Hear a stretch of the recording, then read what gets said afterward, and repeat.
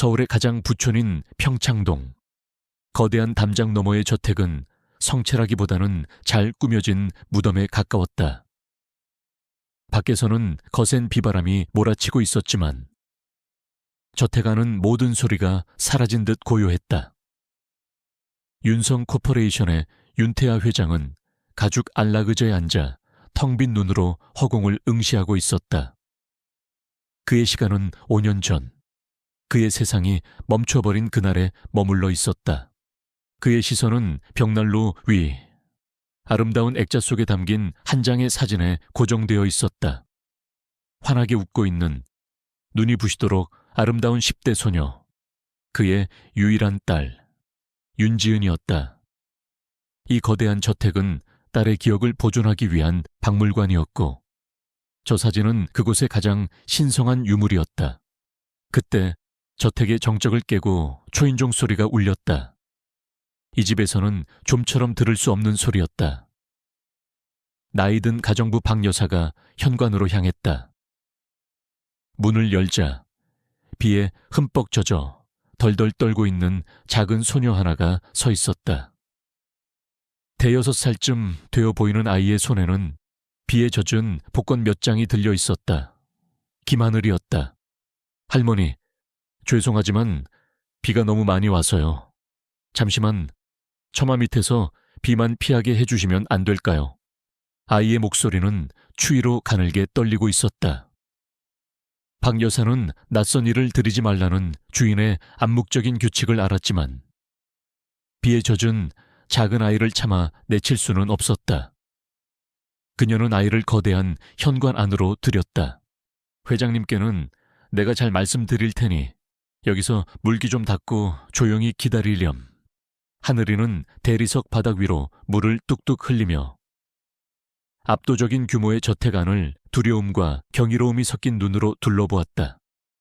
그리고 그녀의 시선은 현관에서 가장 눈에 띄는 물건, 벽난로 위에 조명을 받으며 걸려있는 윤지은의 대형 사진에 꽂혔다.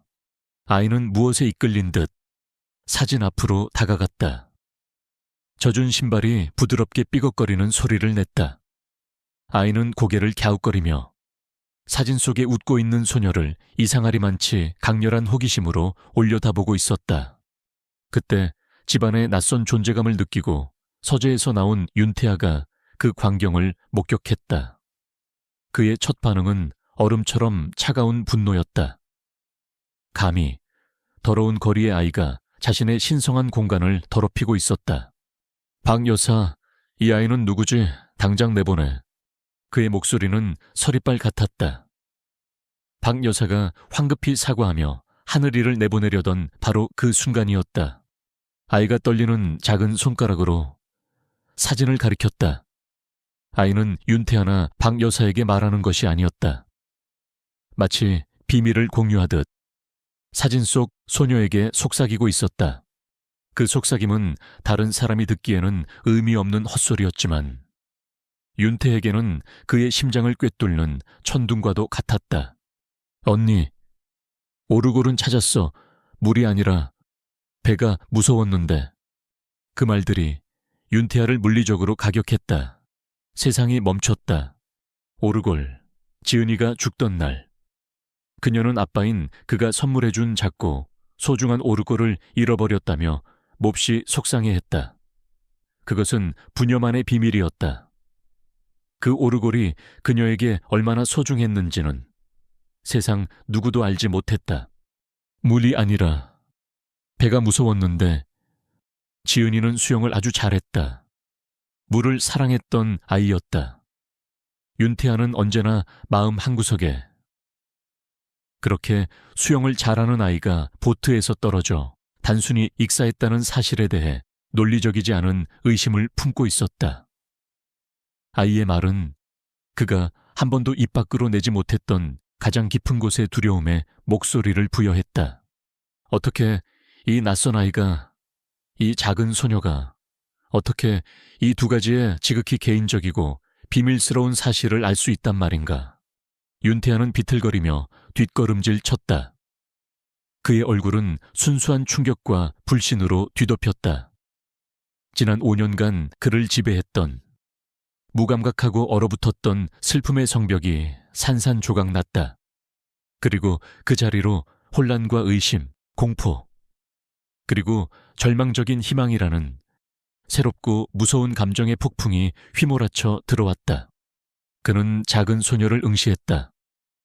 아이는 이제 그를 바라보고 있었다.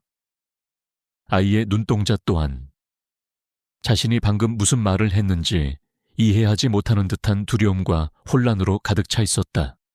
윤태아는 마치 유령을, 기적을 혹은 잃어버린 세상에서 온 전령을 마주한 것처럼 아이를 쳐다보았다. 비바람을 피해 들어온 작은 복권팔이 소녀의 몇 마디 속삭임에 그의 세상이 완벽하게 뒤집히는 순간이었다. 윤태아는 집사를 시켜 비에 젖은 아이를 손님용 게스트룸으로 안내하게 하고는 문을 닫으라고 지시했다. 그는 자신의 서재에서 심장이 터질 듯한 혼란을 다스릴 시간이 필요했다. 한참 후 그는 간신히 냉정을 되찾고 아이가 있는 방으로 향했다. 그의 머릿속은 온통 한 가지 생각뿐이었다. 이건 사기다. 누군가 내 약점을 파고들어 돈을 노리고 꾸민 짓이다. 하늘이는 거대한 침대 가장자리에 잔뜩 겁을 먹은 채 앉아 있었다. 윤태아는 용의자를 신문하는 검사처럼 차갑고 날카롭게 아이를 몰아붙였다. 니오, 누구냐? 이름이 뭐지? 누가 시켜서 온 거지? 오르골과 보트에 대한 이야기는 어디서 들었지? 돈을 노리고 꾸민 짓인가? 그의 위압적인 기세에 하늘이는 울음을 터뜨렸다. 아니에요. 저는 그냥 가끔 보여요. 오래된 물건 같은 거 만지면 거기에 있던 일들이 그냥 보여요. 아이는 자신이 가진 스스로도 이해할 수 없는 능력을 어린아이의 서툰 언어로 설명하려 애썼다.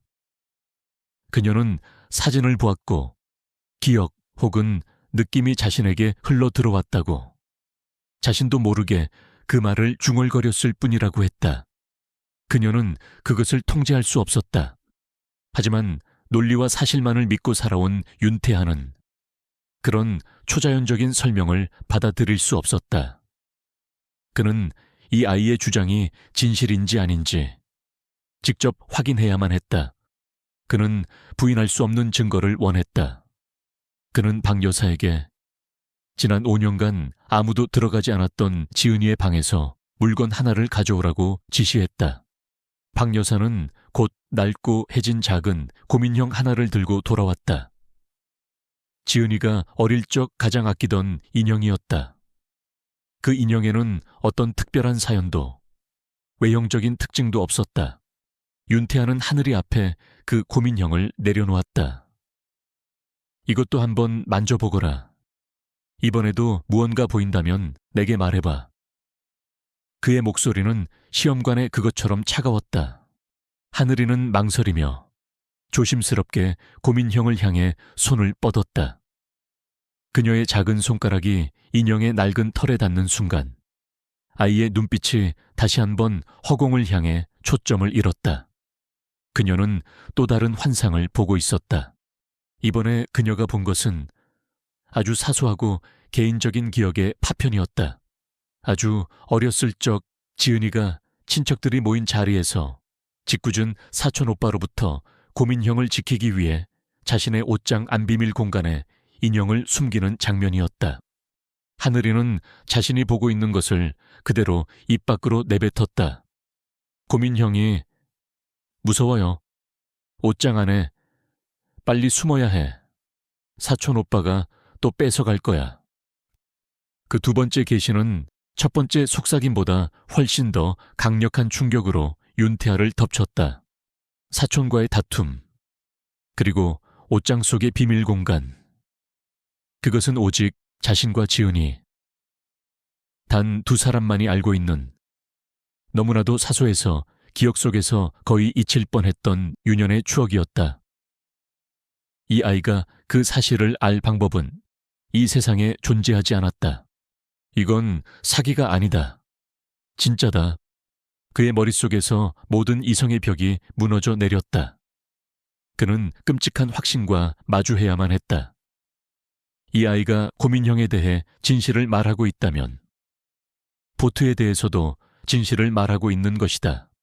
물이 아니라 배가 무서웠는데 지난 5년간 그가 억지로 받아들여야만 했던 공식적인 경찰 조사 결과 폭풍우 속 보트에서의 실족으로 인한 익사 사고가 거대한 거짓말처럼 느껴지기 시작했다. 그가 애써 억눌러왔던 의심의 망령이 그의 심장에서 포효하며 깨어났다. 내 딸의 죽음이 사고가 아니었단 말인가? 그렇다면 살해당했단 말인가? 하늘이를 향한 그의 태도가 완전히 바뀌었다. 차가운 신문과는 사라졌다. 그는 이제 경외와 공포, 그리고 절박한 희망이 뒤섞인 눈으로 아이를 바라보고 있었다. 이 아이는 위협이 아니라 진실로 가는 유일한 열쇠였다. 그는 처음으로 아이에게 부드러운 목소리로 말했다. 얘야, 무서워하지 마라. 내가 널 해치지 않아. 그는 박 여사에게 아이를 위해 따뜻한 식사와 새 옷을 준비하라고 지시했다.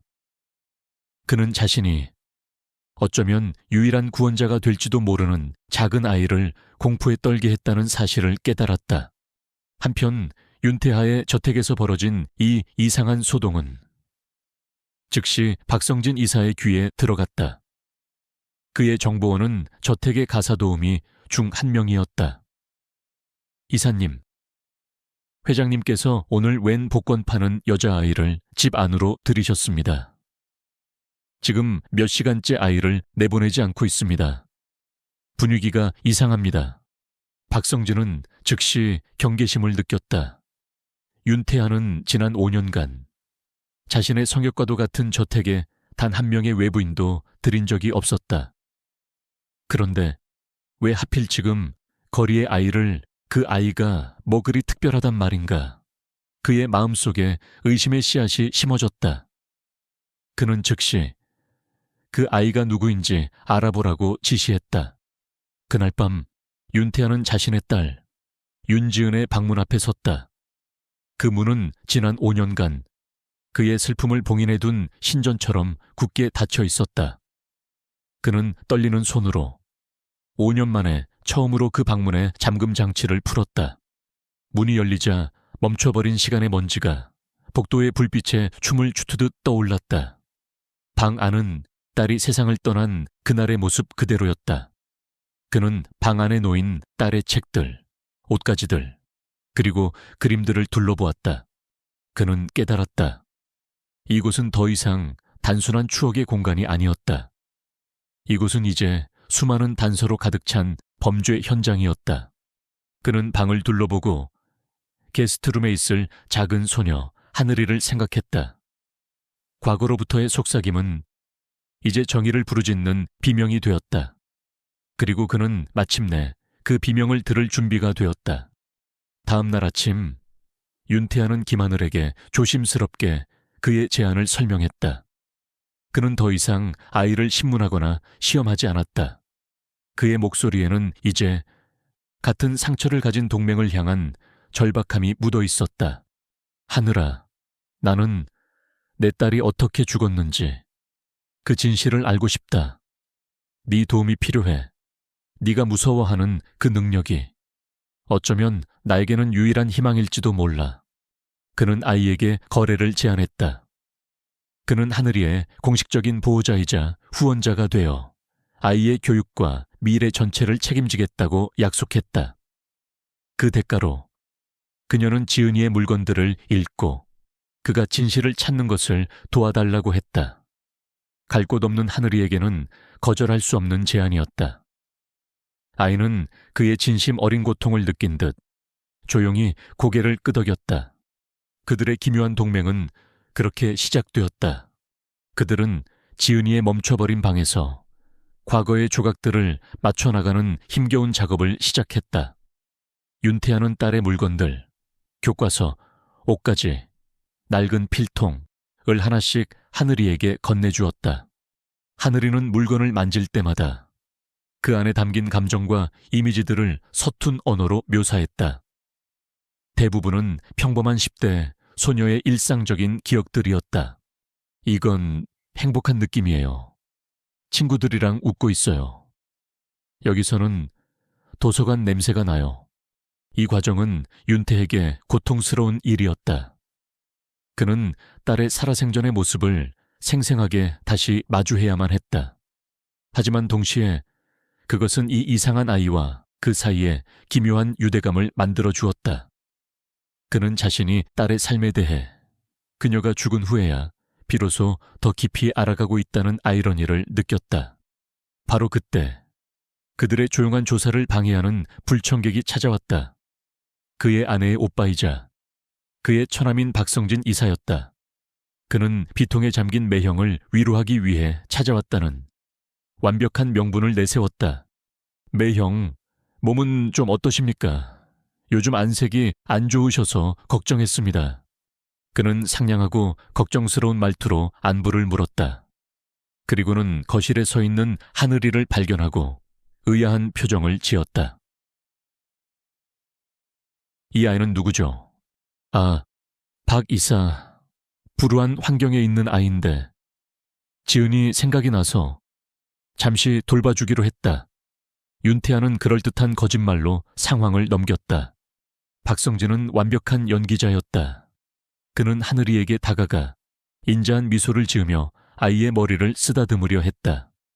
그가 지은이의 유품 중 하나였던 사진 액자를 무심코 스치는 순간이었다. 그의 손길이 닿자 근처에 있던 하늘이가 움찔하며 뒤로 물러섰다. 아이는 마치 뱀이라도 본 것처럼 공포에 질린 눈으로 박성진을 쳐다보았다. 그녀는 알 수 없는 차가움과 두려움의 파장을 그에게서 느낀 것이다. 아이는 본능적으로 윤태아의 등 뒤로 숨었다. 박성진은 아이의 이상한 반응을 놓치지 않았다. 그의 인자한 미소 뒤로 날카로운 의심의 빛이 스쳐 지나갔다. 저 아이, 왜 나를 저렇게 보지? 윤태아 역시 모든 것을 보고 있었다. 그는 하늘이의 공포와 그 순간 스쳐 지나간 박성진의 미세한 표정 변화를, 그의 처남을 향한 막연했던 의심이 이제 구체적인 형체를 갖기 시작했다. 박성진이 돌아간 후 두 사람은 다시 조사를 계속했다. 그리고 마침내 첫 번째 돌파구를 찾았다. 그들은 지은이의 개인 노트북을 발견했다. 하지만 노트북은 비밀번호로 잠겨 있었고 윤태아는 그 번호를 알지 못했다. 그가 좌절하며 벽에 부딪혔다고 생각한 순간 하늘이가 망설이며 노트북에 손을 댔다. 그녀는 눈을 감았다. 그리고는 의미를 알 수 없는 단어들을 중얼거리기 시작했다. 작은 별, 반짝, 오르골. 윤태아는 숨을 멈췄다. 반짝반짝 작은 별. 그것은 그가 지은이에게 선물했던 오르골에서 흘러나오던 부녀만의 비밀스러운 노래였다. 그는 떨리는 손으로 노트북 비밀번호 입력창에 반짝반짝 작은 별이라고 입력했다. 노트북의 잠금이 해제되었다. 이것은 결정적인 순간이었다. 하늘이의 능력이 진짜이며 믿을 수 없을 정도로 유용하다는 것이 증명된 것이다. 그들은 노트북 안의 파일들을 살펴보기 시작했다. 학교 과제물, 친구들과 찍은 사진들, 그리고 암호로 잠긴 개인 일기 파일이 있었다. 그들은 당장 일기 파일을 열 수는 없었지만 다른 것을 발견했다. 숨겨진 폴더 안에 윤성 코퍼레이션의 기밀로 보이는 재무 관련 문서들이 저장되어 있었다. 스프레드시트와 거래 기록들. 윤태아는 충격을 받았다. 그의 10대 딸이, 왜 회사 경영에도 관심 없던 아이가 이런 기밀 서류들을 가지고 있었단 말인가. 그는 문서 속의 계좌 번호들을 알아보았다. 그것들은 5년 전 박성진 이사가 관리하던 자회사의 계좌 번호들과 연결되어 있었다. 모든 조각들이 하나의 끔찍한 그림을 향해 맞춰지고 있었다. 지은이는 단순한 사고의 희생자가 아니었다. 그녀는 우연히 무언가를 발견한 것이 아니었다. 그녀는 자신의 삼촌을 적극적으로 조사하고 있었던 것이다. 윤태아는 소파 위에서 고단함에 지쳐 잠이 든 하늘이를 내려다보았다. 이 작고 이상한 아이가 방금 그에게 첫 번째 실체적인 증거를 안겨주었다. 그는 박성진의 영향력 밖에 있는 자신이 가장 신뢰하는 보안팀장에게 전화를 걸었다. 초의 실장. 5년 전 박성진 이사가 관리하던 자회사의 모든 회계 자료를 다시 검토해야겠다. 자금 흐름을 샅샅이 추적해. 그리고 아무도 모르게 박 이사의 주변을 24시간 감시해. 적은 더 이상 어둠 속의 그림자가 아니었다. 그는 이제 이름과 동기를 가진 존재가 되었다. 진짜 사냥이 시작된 것이다. 윤태아의 얼굴에서 슬픔에 잠긴 아버지의 모습은 사라지고 살해당한 딸의 정의를 되찾으려는 남자의 차가운 분노가 피어오르고 있었다. 윤태아의 저택에는 기묘한 일상이 자리 잡았다. 낮에는 윤태아가 서재에서 거대한 제국을 다스렸다. 그리고 밤이 되면 그는 지은이의 멈춰버린 방에서 작은 소녀 김하늘과 함께 과거의 자네들을 파헤쳤다. 그 방은 이제 두 사람만의 비밀스러운 수사본부였다. 하늘이는 더 이상 윤태아를 무서워하지 않았다. 그녀는 그의 깊은 슬픔과 진실을 향한 절박함을 보았고 자신에게 중요한 임무가 주어졌다고 느꼈다. 윤태아 또한 아이를 존중과 배려로 대했다. 그는 아이가 자신의 능력을 사용할 때마다 얼마나 큰 정신적 에너지를 소모하는지 알기에 아이의 건강과 컨디션을 세심하게 챙겼다. 그들은 마침내 지은이의 노트북에 있던 암호화된 일기 파일의 비밀번호를 풀어냈다. 비밀번호는 반짝반짝 작은 별이 아닌 지은이가 어릴 적 고민형에게 붙여준 이름, 보송이었다. 하늘이가 고민형을 만졌을 때 들었던 이름이었다. 일기장의 앞부분은 평범한 여고생의 기록이었다. 하지만 그녀가 세상을 떠나기 몇 주 전부터 일기장의 분위기는 달라져 있었다. 내용은 모호했지만 설명할 수 없는 불안감으로 가득 차 있었다. 오늘 보면 안 되는 것을 봤다. 박성진 외삼촌의 얼굴. 너무 무서웠다. 누구에게도 말할 수 없다. 아빠는 너무 바쁘시고 아빠를 걱정시키고 싶지 않다. 이것만으로는 증거가 될 수 없었다. 하지만 지은이가 자신의 외삼촌을 두려워하고 있었다는 사실을 명백히 보여주었다.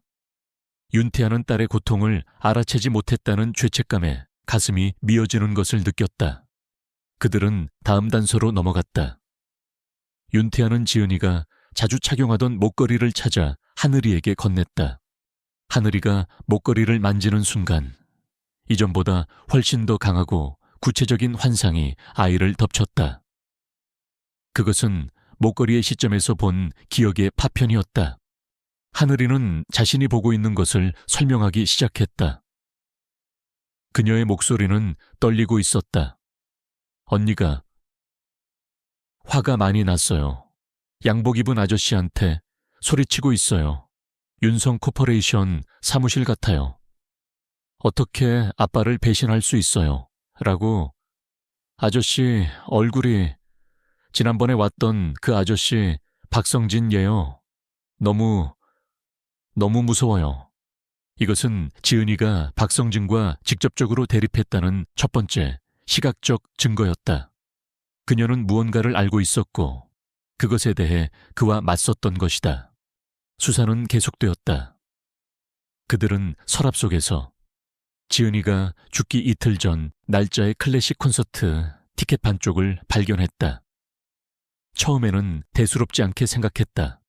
하지만 하늘이는 그 티켓을 만져보고 싶다고 했다.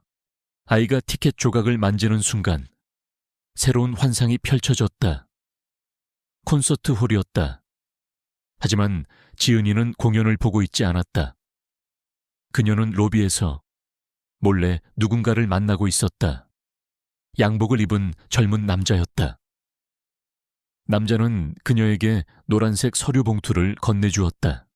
하늘이가 속삭였다. 언니가 어떤 아저씨를 만나요.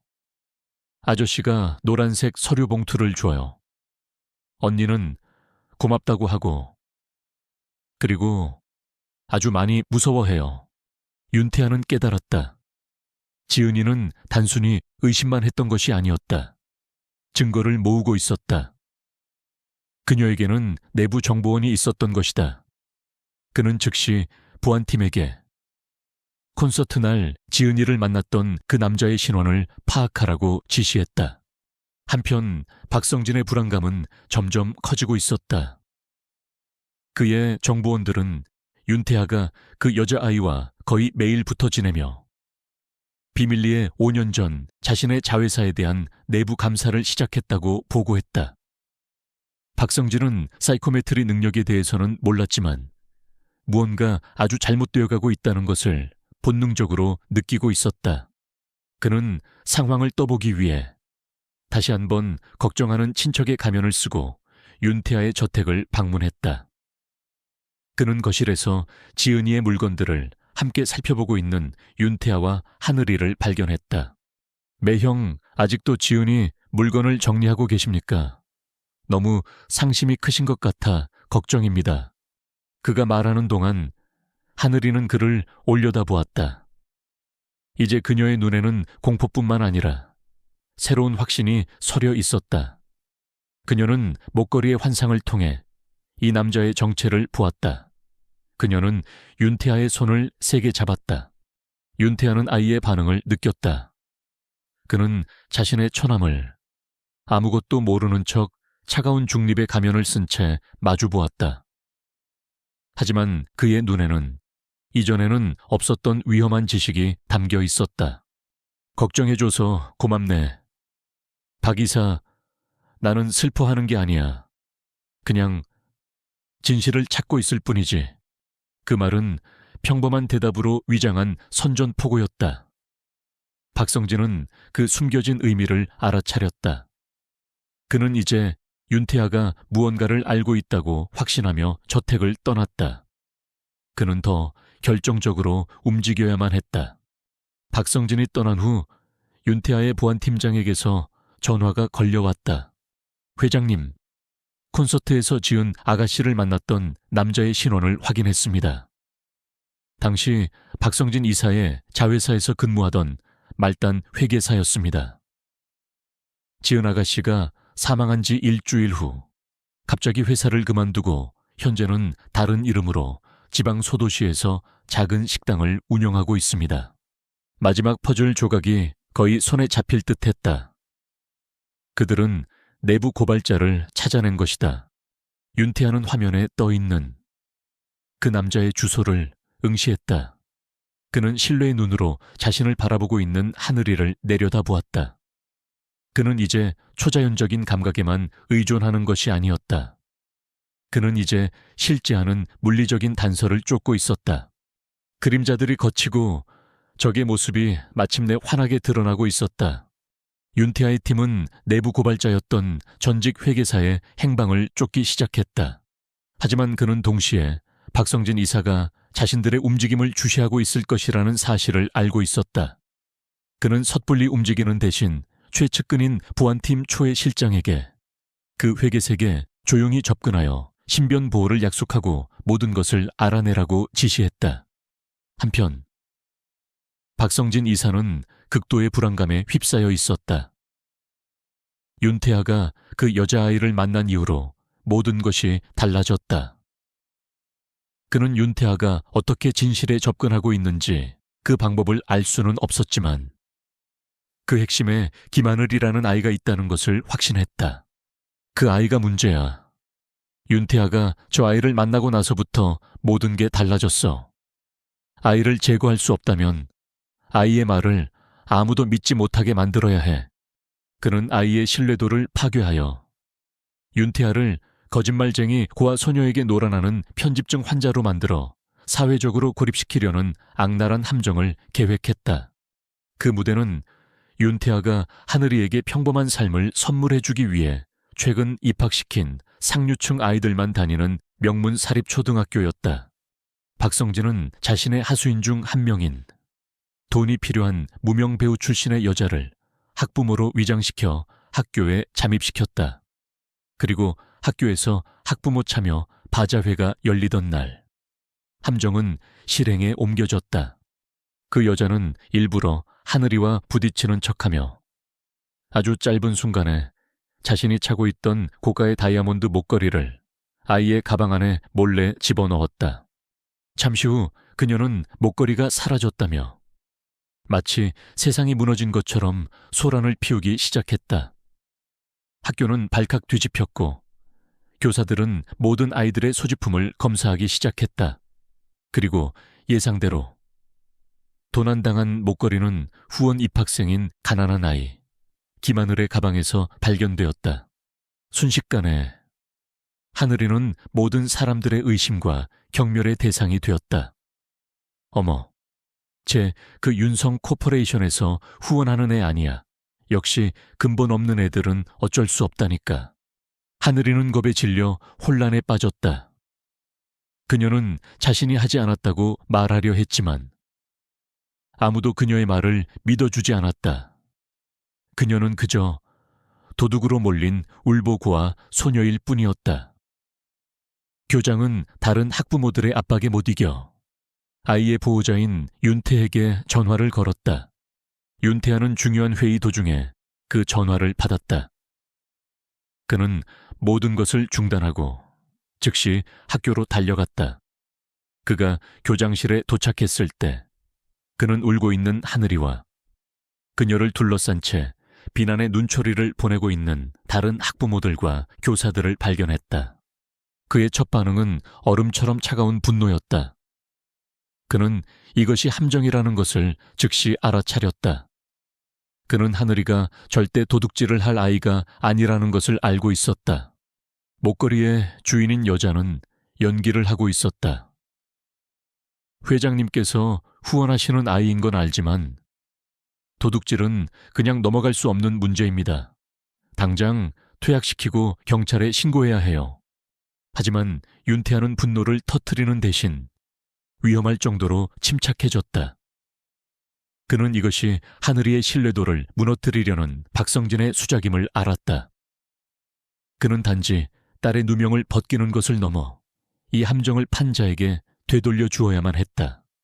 그는 교장에게 소동이 일어났던 장소의 학교 CCTV 영상을 보여달라고 차분하게 요청했다. 그리고 그는 모두가 보는 앞에서 울고 있는 하늘이에게 다가가 무릎을 꿇었다. 그는 아이의 눈을 맞추며 부드럽게 말했다. 하늘아, 괜찮아. 아저씨는, 아니, 아빠는 널 믿어. 아무 걱정하지 마. 그가 공개적으로 자신을 아빠라고 칭하자 주변 사람들은 다시 한번 충격에 빠졌다. 그의 법무팀이 학교 측과 대화하는 동안 그는 김 실장에게 조용한 명령을 내렸다. 저 여자, 그리고 오늘 이 일을 언론에 제보하려는 모든 움직임을 추적해 박성진 이사와의 연결고리를 찾아내. 윤태아의 팀은 무섭도록 효율적으로 움직였다. 학교의 보안 영상을 확대 분석하자 그 여자가 의도적으로 하늘이의 가방에 목걸이를 집어넣는 장면이 선명하게 포착되었다. 그 피해자 학부모의 뒷조사를 하자 그녀가 박성진의 유령 회사 중 하나와 희미한 연관이 있는 재정난을 겪고 있는 전직 배우라는 사실이 드러났다. 그리고 마침내 그의 팀은 그녀가 자신의 연락책에게 보낸 문자 메시지를 가로채는 데 성공했습니다. 이제 기자들에게 뿌리면 되는 거죠. 함정의 모든 증거가 확보되었다. 다시 교장실. 분위기는 여전히 험악했다. 가짜 학부모는 여전히 하늘이에 대한 처벌을 요구하고 있었다. 바로 그때 김 실장이 들어와 윤태에게 태블릿 PC를 건넸다. 윤태아는 그 여자를 상대하지 않았다. 그는 교장과 다른 학부모들을 향해 말했다. 교장 선생님, 그리고 학부모 여러분, 방금 아주 재미있는 영상을 입수했습니다. 그는 태블릿 화면을 그 여자를 향해 돌렸다. 화면 속에서는 그녀가 하늘이의 가방에 목걸이를 몰래 넣는 장면이 고화질로 재생되고 있었다. 그녀의 얼굴에서 핏기가 사라졌다. 윤태아의 목소리는 얼음장 같았다. 이것은 단순한 해프닝이 아니군요. 제 딸을 음해하고 저와 우리 그룹의 명예를 실추시키려는 명백한 의도를 가진 범죄입니다.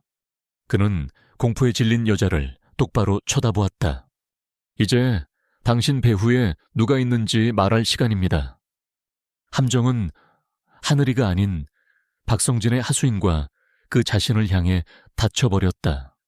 학교에서 벌어진 함정은 박성진의 의도와는 정반대의 결과를 낳았다. 함정을 파기 위해 고용되었던 무명 배우는 윤태하의 법무팀과 경찰의 압박에 금방 무너져 내렸다. 그녀는 자신에게 일을 시킨 중간책에 대한 정보를 모두 실토했다. 박성진을 향한 그물망은 빠르게 좁혀지고 있었다. 자신의 함정이 실패하고 오히려 꼬리가 잡혔다는 사실을 알게 된 박성진은 극도의 공황 상태에 빠졌다. 그는 서류들을 파쇄하고 해외 도피를 준비하기 시작했다. 그는 시간을 벌기 위해 아무것도 모르는 척 예정되어 있던 회사의 공식 행사에 참석하여 마지막까지 무고한 이미지를 연출하려 했다. 한편 윤태하의 저택, 그는 이제 마지막 단서와 마주하고 있었다. 내부 고발자였던 회계사는 그의 팀에 의해 안전하게 보호되고 있었지만 그의 증언은 박성진의 횡령에 대한 것이지 살인에 대한 직접적인 증거는 아니었다. 윤태하는 5년 전 사고 현장에서 수습되었던 딸의 유품들 중 자신이 차마 열어보지 못했던 마지막 상자를 꺼내 들었다. 그 안에는 호수에 빠져 약간 손상된 작은 나무 오르골이 들어있었다. 지은이가 가장 아꼈던 물건. 하늘아, 이게 마지막이야. 지은이가 세상에서 가장 아끼던 물건이었어. 하늘이는 이 순간의 중요성을 깨달은 듯 비장한 표정으로 고개를 끄덕였다. 그녀는 떨리는 손으로 오르골에 조심스럽게 손을 댔다. 그리고 진실의 마지막 장막이 걷혔다. 하늘이를 덮친 환상은 이전의 파편들과는 차원이 달랐다. 그것은 완전하고 생생하며 끔찍한 경험이었다. 환상의 시작 지은이는 외삼촌 박성진과 함께 호수 위에 작은 보트에 있었다. 날씨가 갑자기 나빠지고 있었다. 그녀는 손에 콘서트장에서 정보원에게 받은 노란 서류 봉투를 들고 있었다. 외삼촌, 이게 다 뭐예요? 아빠 회사 돈을 어떻게 이런 짓을 하실 수가 있어요? 당장 아빠께 모든 걸 말씀드릴 거예요. 그 순간 박성진의 인자한 가면이 벗겨져 내렸다. 그의 얼굴은 차갑고 잔인하게 변했다. 그는 봉투를 빼앗으려 했고 지은이는 필사적으로 저항했다. 몸싸움이 벌어졌다. 그리고 박성진은 우발적이 아닌 명백한 의도를 가지고 그녀의 머리를 보트의 단단한 모서리에 세게 부딪히게 했다. 지은이는 순간 의식을 잃고 쓰러졌다. 박성진은 망설이지 않았다. 그는 의식을 잃은 조카의 몸과 그녀가 꼭 쥐고 있던 오르골을 폭풍우가 몰아치는 차가운 호수 속으로 밀어 넣었다.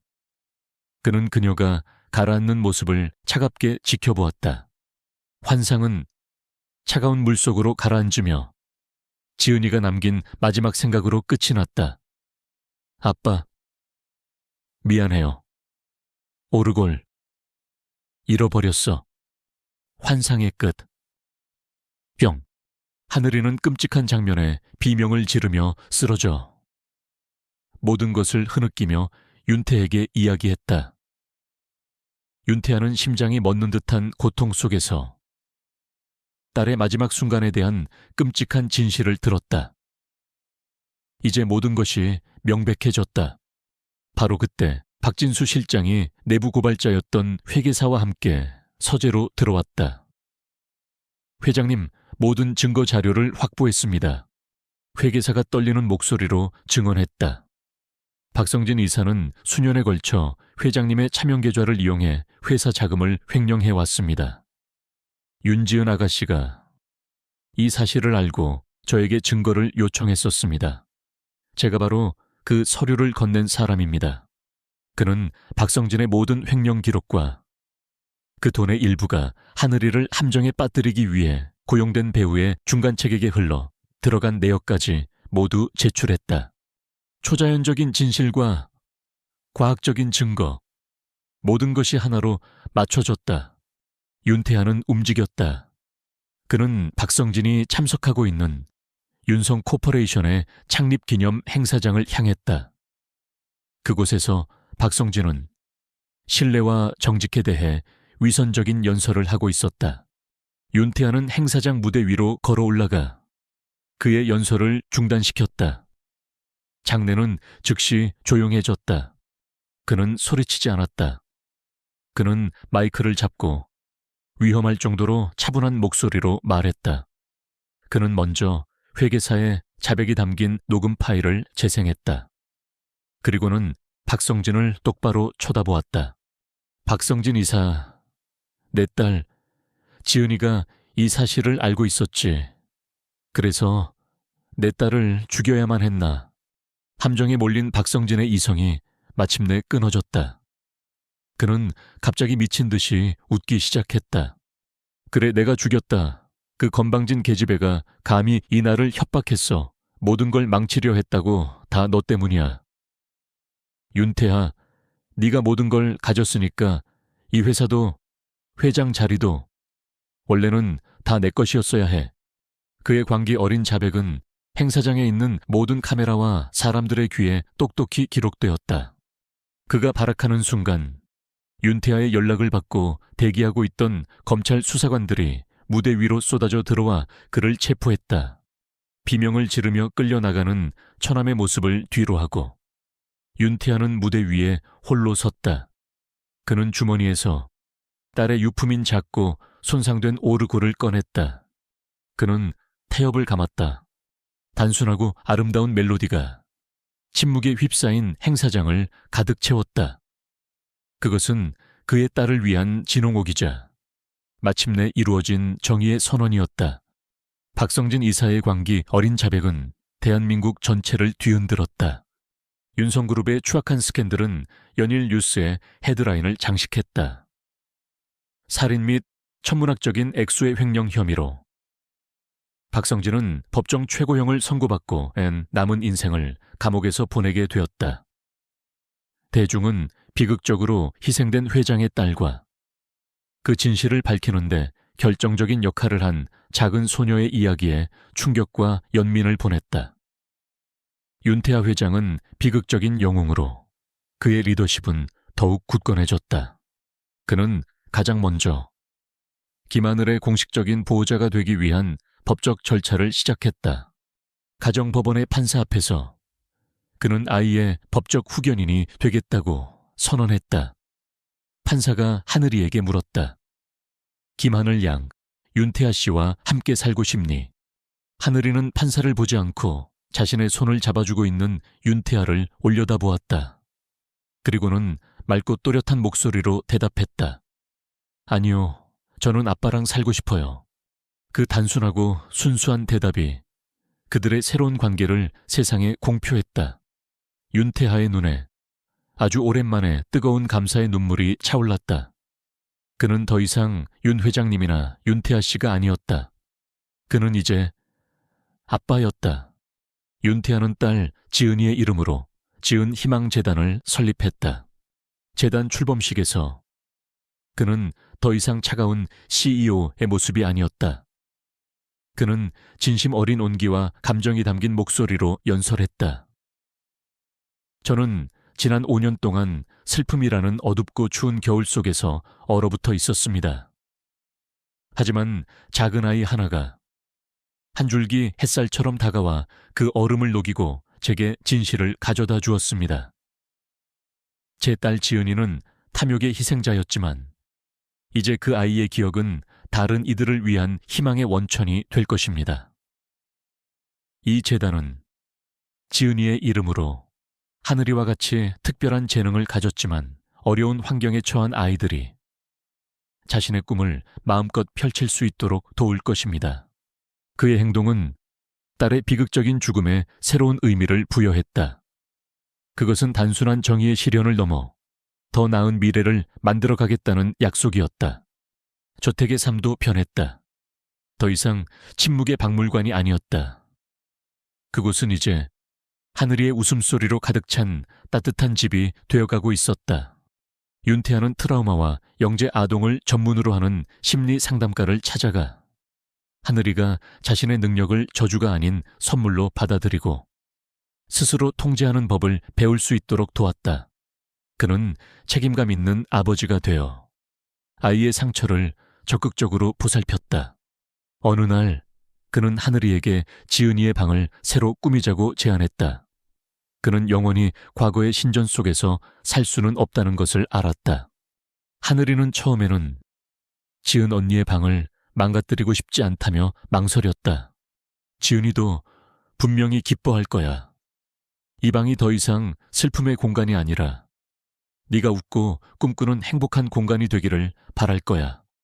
두 사람은 함께 방을 꾸미기 시작했다.